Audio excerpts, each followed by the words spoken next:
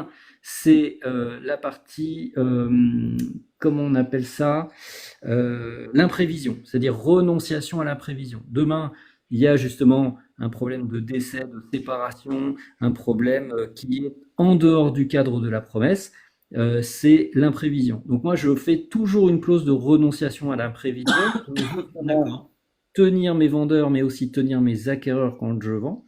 Et la deuxième clause, c'est que je demande à mon notaire de ne jamais mettre la clause où on rachète la promesse. Enfin, moi, j'appelle ça le rachat de promesse, c'est-à-dire que à partir du moment où tu verses 10% à l'autre partie, tu peux très bien sortir. Moi, en tant que marchand, si j'achète un terrain, mettons 1 million, et que je le coupe en 3, et que chacun des morceaux, je vais les vendre 500, si j'ai fait tout le travail et que j'ai un confrère qui vient derrière et qui offre 200 ou 300 000 euros de plus, et j'ai pas envie de prendre que 10% sur le dossier.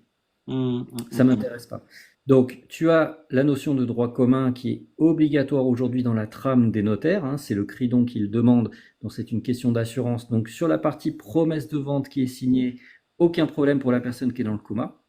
Par contre, pour ton acquéreur qui a signé simplement une offre, attention, parce qu'il se peut que l'offre ne soit pas régulière, c'est-à-dire qu'il faut qu'elle contienne tout ce qui est code de la consommation, tout ce qui est loi Scrivener, SRU. Donc il y a des, si tu veux, des annotations, Bon, des je pense mentions qu'ils sont pas, légales. ils ont dû passer par une agence. Et Alors si c'est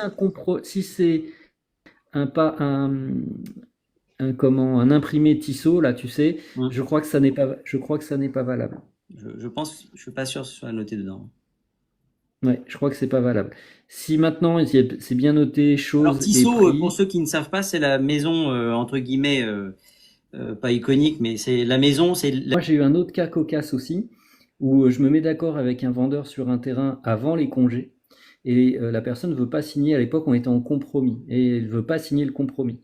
On laisse passer juillet-août, on se revoit, enfin on se rappelle en septembre, et là mon notaire me dit non, ton vendeur, il nous fait un Alzheimer, on ne peut plus signer. ouais, Voilà. J'ai perdu une opération pour 2 mois. ouais. Ouais, Voilà. ouais, ouais, ouais, ouais. Et donc là, tu peux pas, ben non, tu peux rien faire puisqu'il est Ah, pas il né. faut le juger. Alors, il faut le juge des tutelles. Alors, moi, j'ai déjà eu le cas dans un dossier avec le tuteur. Enfin, c'est compliqué. Hum. C'est très compliqué. Le juge des tutelles, ça prend beaucoup de temps.